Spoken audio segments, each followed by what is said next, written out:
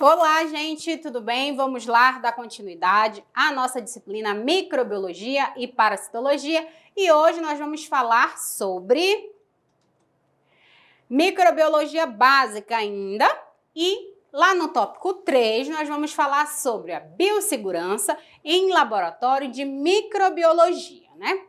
Na prática da microbiologia é importante conhecer conceitos básicos da biossegurança, né? Professora, mas nós já estudamos biossegurança, tivemos uma aula só falando de biossegurança, né? Falando de EPIs, falando daquilo que pode, falando daquilo que não pode. Entendam, dentro da nossa área, que é direcionada com a saúde, a minha saúde, a saúde da coletividade, falar sobre biossegurança é regra. O tempo todo nós vamos estar voltando, tá? Ao mesmo assunto, falando exatamente as mesmas coisas, para que as pessoas e os profissionais consigam se conscientizar do quanto é preciso saber, né? Tudo aquilo que é proposto dentro da biossegurança, ok? Então, nós vamos falar algumas coisas mesmo repetidamente, mas que são necessárias para que vocês consigam entender a necessidade da biossegurança dentro da nossa área de trabalho. Vamos lá. É necessário ao trabalho, né, diário, em salas de aula, práticas e laboratórios microbiológicos. A biossegurança compreende um conjunto de medidas para tornar o ambiente de trabalho seguro para si. Primeiro, eu tenho que cuidar da minha segurança. Para os colegas de laboratório e para a comunidade em geral, né? Lembrando que se eu não tiver o cuidado comigo, eu não consigo fazer a segurança de qualquer outra pessoa, né? Então, eu tenho que, primeiramente, saber o que pode causar algum dano para a minha saúde, né? Em relação ao que eu posso, né, ser acometido. Então, primeiro eu vou cuidar de mim, para que depois eu consiga cuidar dos meus colegas e da comunidade em geral. Ela deve ser física, né? Biológica e quimicamente seguro, de modo a evitar contaminações biológicas com agentes patogênicos, doenças ocupacionais e manipulações inadequadas de agentes químicos, né? Dentro de um laboratório de microbiologia vão estar vários agentes, né? Vários micro-organismos. Então, ali tem que ter, sim, um cuidado redobrado com a manipulação de todos esses agentes que estão ali. Como que eu vou ter esse cuidado? Eu tenho que trabalhar de acordo com o que a biossegurança prevê para a minha segurança. Existem também as normas específicas para a manipulação com animais e micro-organismos geneticamente modificados. Então, entende-se que tem todo um protocolo de segurança, não é? Para ter a manipulação em relação a animais e em relação a micro-organismos geneticamente modificados. Então, eu vou fazer aquilo que os protocolos de segurança determinam, de acordo com o que é certo, para que eu não consiga ser infectado, para que eu não consiga ser acometido por algum dano. A biossegurança é o conjunto de procedimentos, ações, técnicas, metodologias, equipamentos e dispositivos capazes de eliminar ou minimizar, ou ele vai eliminar totalmente a forma de contágio ou ele vai minimizar riscos inerentes a atividades de pesquisa, produção, ensino, desenvolvimento tecnológico e prestação de serviços, que podem comprometer a saúde do homem, dos animais e do meio ambiente. Prestem atenção, toda vez que vocês encontrarem no texto a saúde do homem, nós estamos falando no geral, tá? A saúde do homem entra a saúde da criança, a saúde do adolescente, a saúde da mulher, a saúde do idoso. Quando se fala homem, é no geral, ok? Em 1970, teve o início a fiscalização regulatória formal da segurança do trabalhador da área da saúde. Então, se iniciou, né, uma fiscalização regularmente, né, o tempo todo, virou rotina, para que esses profissionais de saúde não fossem acometidos por algum dano em relação ao trabalho. Atualmente, essa segurança é reconhecida como uma obrigação para os trabalhadores e gestores de qualquer estabelecimento vinculado a qualquer tipo de risco. Os profissionais da área da saúde vivem constantemente expostos a riscos, né?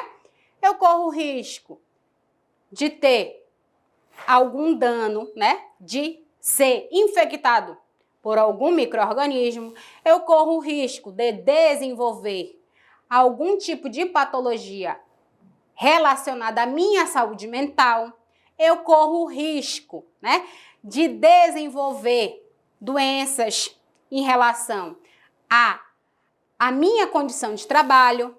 Então, isso tudo, né, dentro da nossa área de saúde, nos coloca em risco constante. No Brasil, a legislação relacionada à biossegurança está vinculada à Lei número 11.105, de 25 de março de 2005. Então, essa lei vincula a biossegurança, que dispõe sobre a Política Nacional de Biossegurança. Então, nessa lei está falando sobre todas as políticas de biossegurança. A portaria número 37, de 6 de dezembro de 2002, institui a norma regulamentadora, que é a NR 32, que trata especificamente da segurança e da saúde do trabalhador. Então, a NR 32, né, fala justamente sobre a segurança e a saúde do trabalhador, está direcionado aos profissionais. A aplicação da biossegurança está vinculada a uma variedade de ciclos produtivos, não se restringindo apenas às áreas consideradas de saúde. Então, todos os trabalhadores, independente da profissão que estão desenvolvendo naquele momento e atividade, eles têm a biossegurança, né? A NR 32, que cuida da segurança do trabalhador e da saúde do trabalhador. E aí, nessas profissões inclui o quê? A biologia, né? A fonoaudiologia, a medicina veterinária, a biomedicina, a fisioterapia, a nutrição, a odontologia, psicologia, serviço social e terapia ocupacional. E está lá, né, pela resolução de número 287/98 do Conselho Nacional de Saúde. Então, todos esses profissionais são, né, amparados pela ANR 32. Nesse sentido, a saúde dos trabalhadores abrange um campo específico da saúde pública no Brasil, que procura atuar por meio de procedimentos próprios com a finalidade de promover e proteger a saúde das pessoas envolvidas no exercício do trabalho, né? É importante, né, nós colocarmos também que os profissionais da saúde não são seres especiais, que não ficam doentes, que não podem ser acometidos por algum tipo de agravo, né? Os profissionais da área da saúde, como todos os outros profissionais de todas as outras áreas, também ficam doentes, também têm problemas, né? Podem sim adoecer a qualquer momento e eles precisam ter um cuidado diferenciado em relação, né, aos outros profissionais. Por quê? Ai, professora, a senhora não falou que não é diferente? Prestem atenção. A exposição ao risco é muito maior, não é? Um profissional que trabalha lá dentro de uma fábrica, uma costureira, ela corre mais risco de ser acometida por algum tipo de agravo do que um profissional de saúde que está lá dentro do hospital? Não, né? Porque ela não está sendo exposta a nenhum tipo de micro-organismo o tempo todo. Ela pode sim adoecer, mas o risco vai ser menor. Riscos envolvidos com a biossegurança. Os riscos são avaliados por meio dos conhecimentos em relação, né? Os conhecimentos em relação à biossegurança, mediante uma classificação de acordo com o tipo de trabalho realizado. E aí nós temos grupos que vão ser, né, relacionados e classificados em grupos. Grupo 1, risco físico. Grupo 2, risco químico. Risco 3, risco biológico. Risco 4, risco ergonômico, né? Tudo aquilo que possa comprometer, né? Toda vez que eu vou trazer para a nossa área da saúde, a hora que eu vou fazer a locomoção de um paciente, eu vou fazer a mudança de decúbito, o paciente é muito pesado, então eu posso gerar, né? Eu posso trazer um dano para a minha coluna, eu posso lesionar alguma coisa no meu corpo, então é um risco ergonômico. Grupo de risco 5, riscos de acidente, né? Acidentes envolvem todas as profissões podem sofrer acidente, não é? Os riscos físicos, né? Geralmente, nós encontramos essa plaquinha aqui que dá as cores, né? Para os tipos de risco. Risco químico, risco mecânico, risco biológico, risco ergonômico, risco físico, né? Tem cores.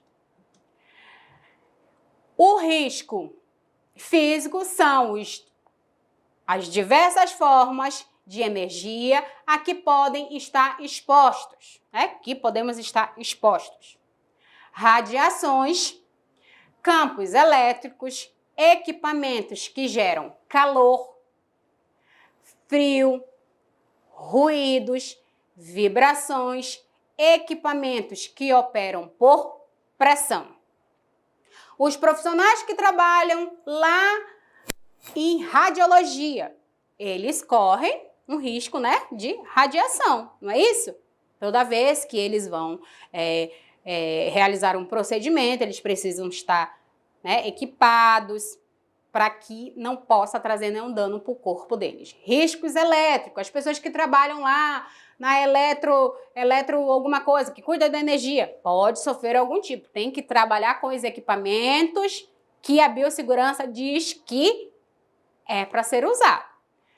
Equipamentos que reagem a calor, a fio, ruídos, né? Pessoas que trabalham em ambientes que tem muito ruído, pessoas com ruídos. Vamos lá, pessoas que Profissionais da área de telemarketing ficam muito tempo com fone de ouvido, muito tempo com o fone aqui falando com as pessoas e muitas pessoas trabalhando, né, falando ao mesmo tempo, isso pode comprometer a audição. Pessoas que trabalham que operam equipamentos com pressão na nossa área da saúde. As pessoas que trabalham lá dentro do CME, que trabalham lá fazendo a limpeza, a esterilização, né, das caixas cirúrgicas, cuidando dos materiais que podem ser, né, esterilizados. Lá tem uma autoclave. Aquela autoclave, ela trabalha sob pressão. Se você não souber, né, manusear, quando você abrir aquela autoclave, vem um vapor, né, uma pressão tão grande em cima de você que você pode gerar uma lesão muito grave ao seu corpo e gerar um dano, né, na sua saúde. Existem diversos tipos de risco, né, em que um laboratório, né, direcionado aos laboratórios, e eles podem ser identificados em um mapa de risco pela cor verde. Riscos químicos. Consideram-se agentes de riscos químicos as substâncias compostas ou produtos que possam penetrar no organismo por via respiratória, nas formas de poeira, fumo, névoa, neblina, gás ou vapor, ou que pela natureza, né, pela natureza da atividade de exposição, possam ter contato ou ser absorvido pelo organismo através da pele ou ingestão. Então, tudo aquilo que possa comprometer meu sistema, o meu sistema respiratório, a via é respiratória. Os meus riscos biológicos, quais serão? Consideram-se agentes de riscos biológicos as bactérias, fungos, os parasitas e os vírus, e entre outros, sendo associados a acidentes de trabalho com fluidos biológicos, como sangue, urina, fezes e secreções. É por isso que é tão importante, né? Dentro do laboratório está o quê? Com os EPIs corretinhos, utilizando de maneira correta. Segundo o Ministério da Saúde, os agentes biológicos que infectam o homem ou os animais são divididos em 5 classes, de acordo com os critérios de patogenicidade, que envolvem a alteração genética ou recombinação genética, estabilidade, virulência e modo de transmissão. Então, são 5, né? Alteração genética ou recombinação genética, instabilidade, virulência, o quanto, né, esse agente pode ser, a carga dele viral pode ser alta ou baixa, e o modo de transmissão. Aí nós vamos trabalhar em endemicidades, consequências epidemiológicas, disponibilidades de medidas profiláticas e do tratamento eficaz. Vale salientar que a patogenicidade é a capacidade que o agente invasor causa a doença em hospedeiro suscetível. Lembrando que, inicialmente, a pessoa vai estar infectada, certo? Ela não vai estar manifestando sinais e sintomas, que é quando começa a aparecer a doença verdadeiramente dita. Né? Nós conseguimos identificar várias doenças através de sinais e sintomas. Classificação dos micro-organismos por grupo de risco. Grupo de risco 1. Risco individual ou coletivo, baixos. São micro-organismos cuja a manipulação tem riscos individuais e coletivos baixos, né? Então, o risco é pouco. Por exemplo, os micro-organismos probióticos como bacilos e lactobacilos, ou seja, aqueles utilizados em indústrias de alimentos, bebidas em geral e que não podem causar a doença no ser humano ou animais, né? Tem iogurte que tem lactobacilos vivos, que melhora, né, a nossa flora intestinal, que ajuda, né, o nosso corpo, então não compromete a nossa saúde. Grupo de risco 2, risco individual, moderado e risco coletivo baixo.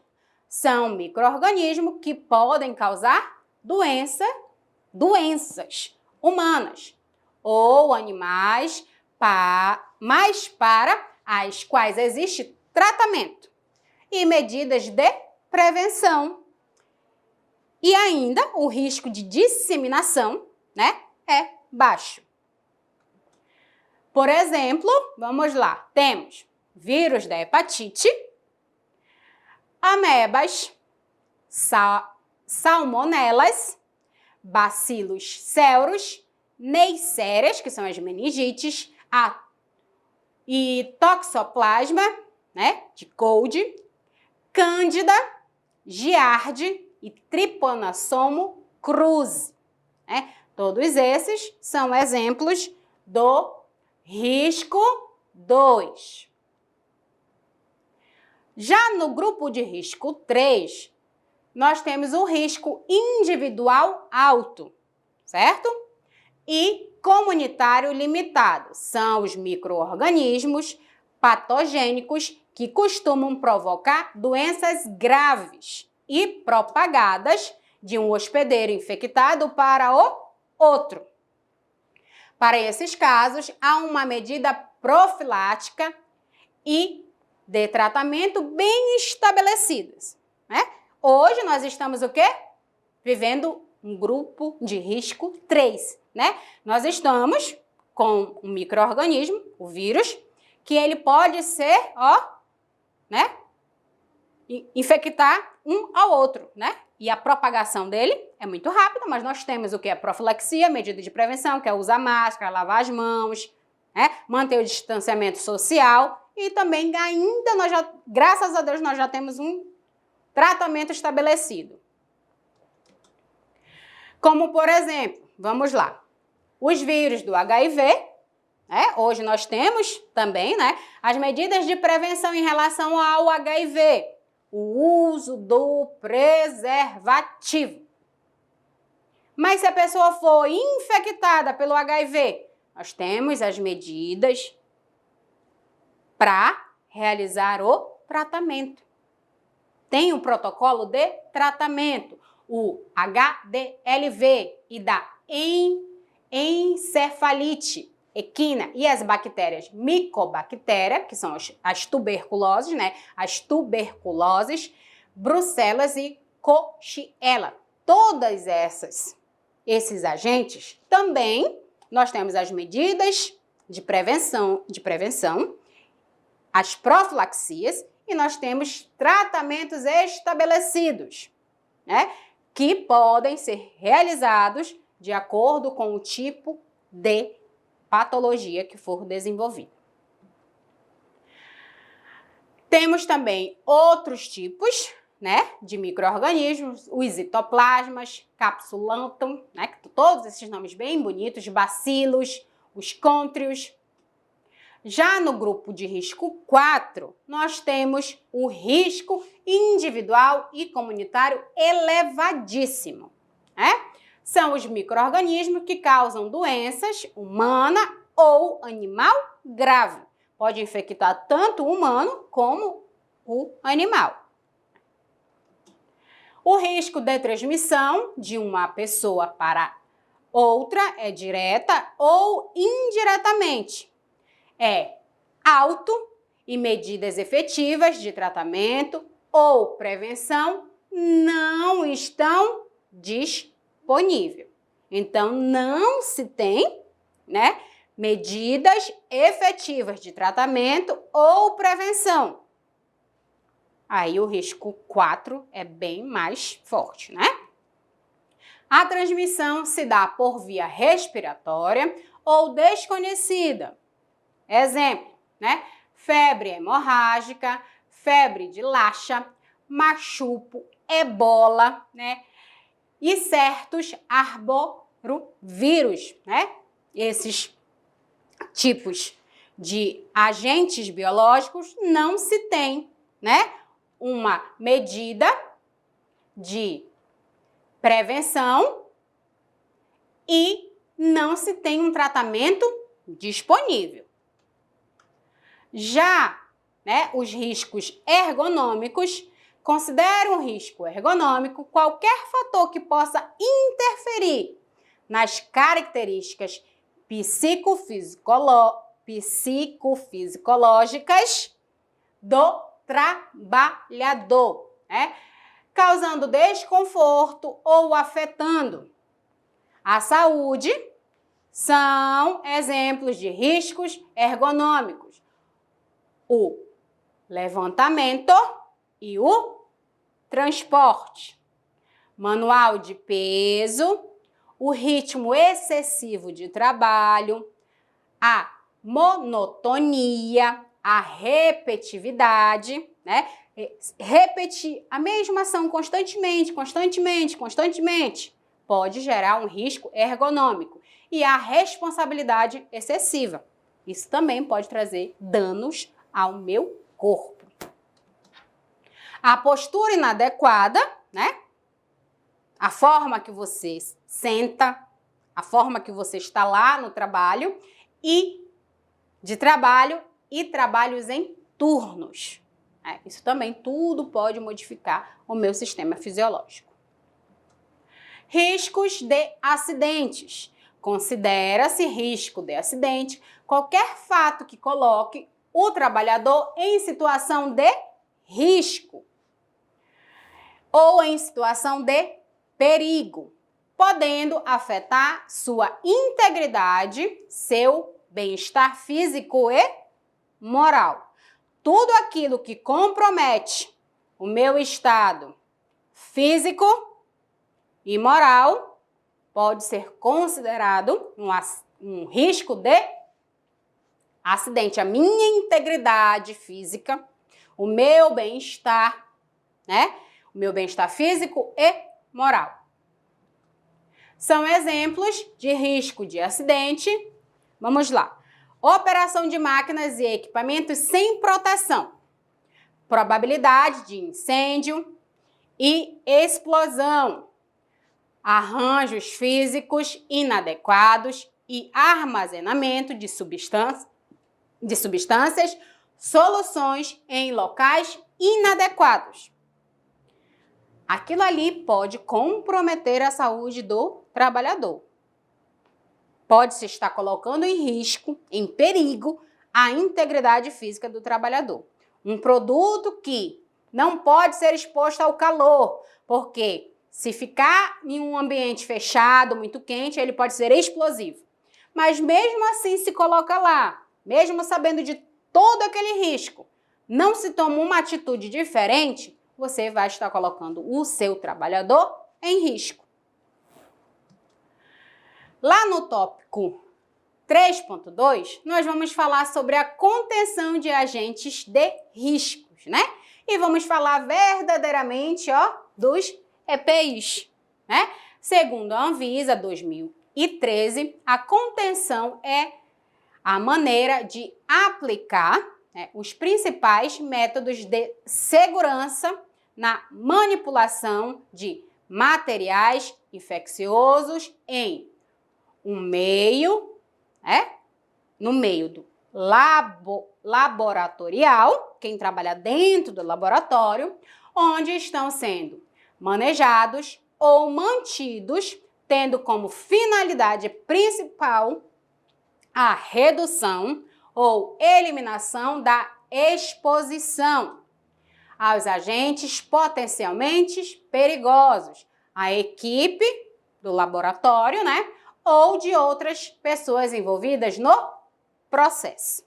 Então, as pessoas que cuidam da limpeza daquele laboratório do ambiente, né? Precisa fazer-se a higienização daquele ambiente. Elas precisam estar, né, equipadas com os EPIs individuais? Precisam, porque elas vão estar se colocando em risco se elas não tiverem com os EPIs, né, que são de uso obrigatório e individual.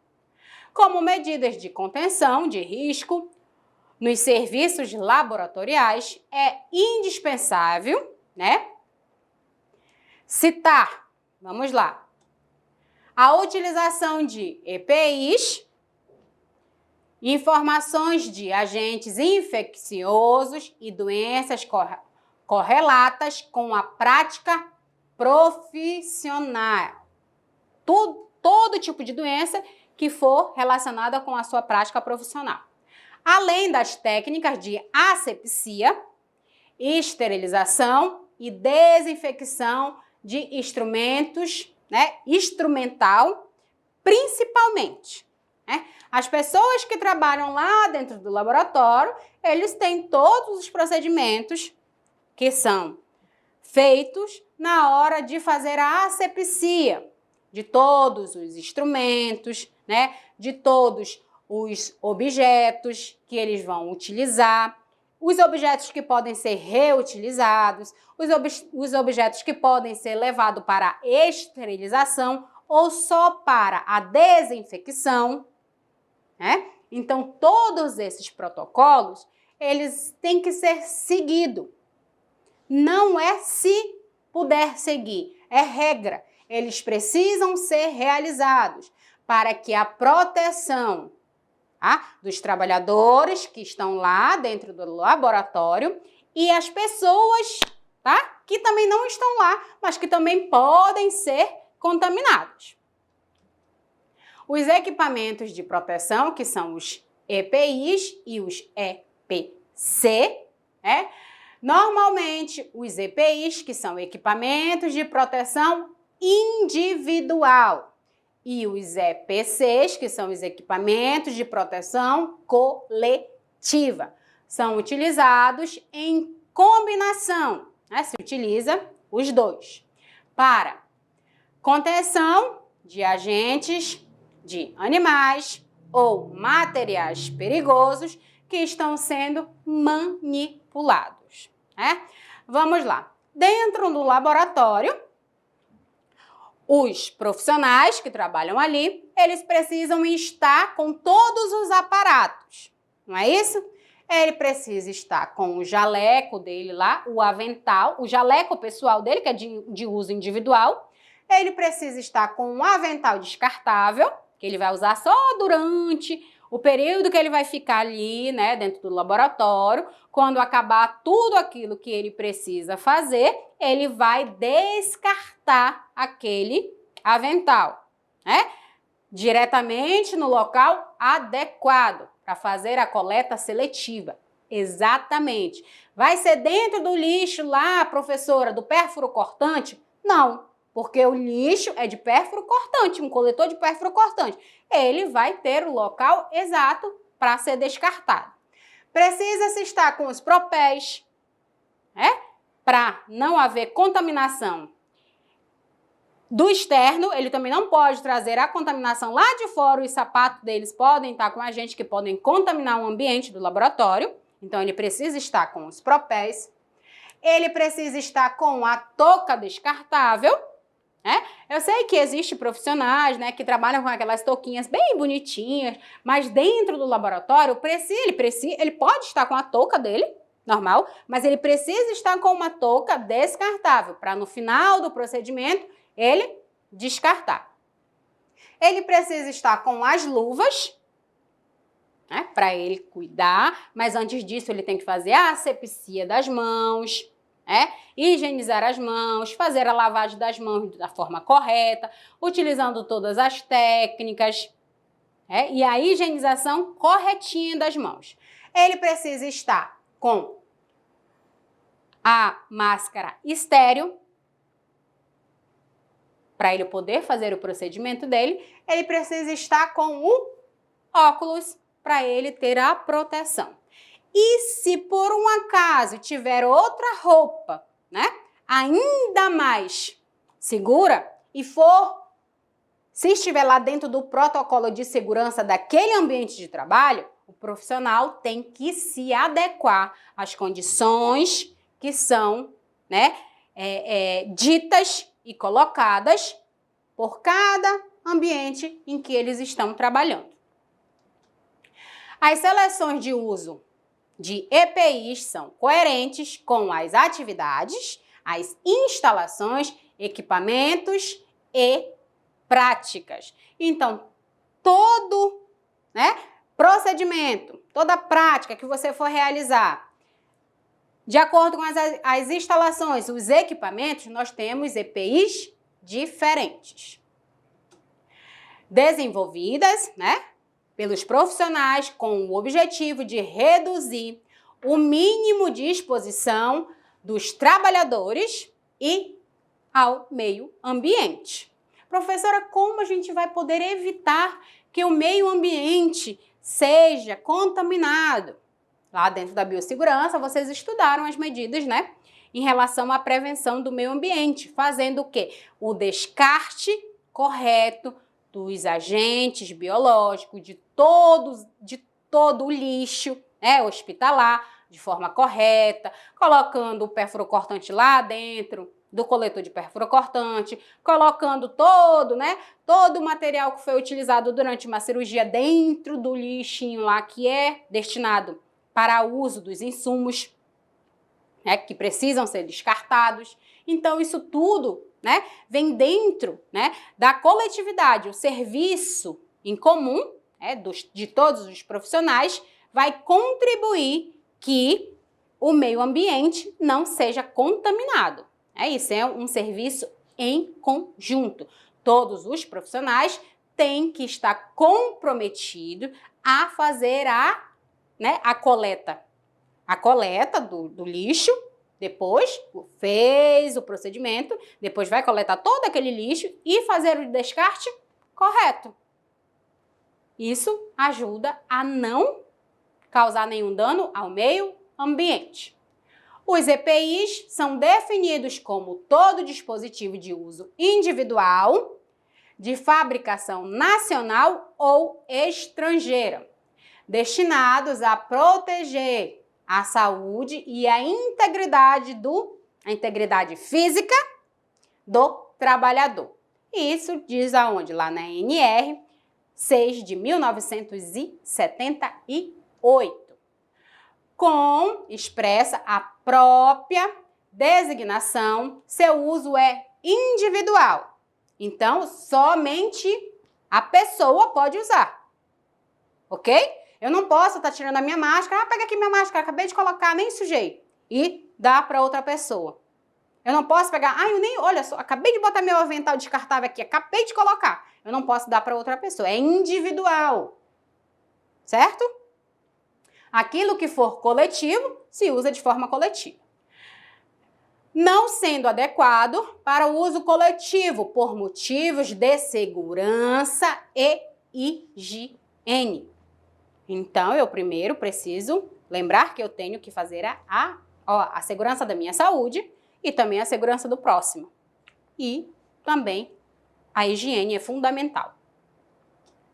Esses equipamentos servem para a proteção do contato com agentes infecciosos, substâncias irritantes e tóxicas, materiais perfluorocortantes e materiais submetidos a aquecimentos ou congelamento. Então, tudo aquilo que você for lá retirar de uma autoclave ou de qualquer equipamento que for com uma pressão, é muito quente, ou um local, um equipamento que é muito frio, você precisa estar com os equipamentos, né? Com os EPIs, de acordo com o equipamento que você for utilizar. Aonde você for mexer, então você precisa estar com os EPIs apropriados. A norma regulamentadora número 6, a NR 6, da Agência Nacional de Vigilância Sanitária, a Anvisa, divide os EPIs em 9, né? Grupos diferentes classificados de acordo com a parte do corpo para a qual oferecem proteção. Proteção da cabeça, capacete, capuz ou balaclava. Nome complicadinho, né? Proteção dos olhos e face, óculos, máscara de solda e protetor facial. Proteção auditiva, protetor auditivo. Proteção respiratória, purificador de ar. Não monitorizado, purificador de ar monitorizado. Respirador de adução, de ar tipo linha de ar comprimido, respirador de adução de ar tipo máscara automática e respirador de fuga. Então, cada parte do corpo tem um EPI certo para se utilizar. E lá dentro do material didático de vocês, fala exatamente cada EPI, né? Cada material de uso coletivo, individual, que precisa ser utilizado, né? Isso aí, vocês vão fazer a leitura e dentro dos nossos encontros, nós vamos tirar as nossas dúvidas, ok? Muito obrigado pela atenção de vocês. A gente se vê no nosso próximo vídeo aula. Beijo, tchau!